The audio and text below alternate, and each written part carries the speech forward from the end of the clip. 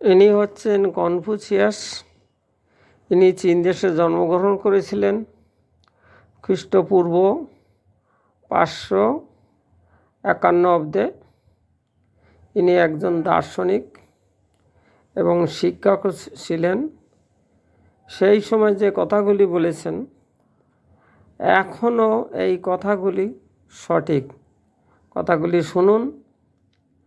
আপনি যদি একদিনের সুখ পেতে চান তবে বিয়ে করো, যদি 1 মাসের সুখ চাও তবে ভ্রমণে যাও, যদি সারা জীবনের সুখ চাও তবে গাছ লাগাও।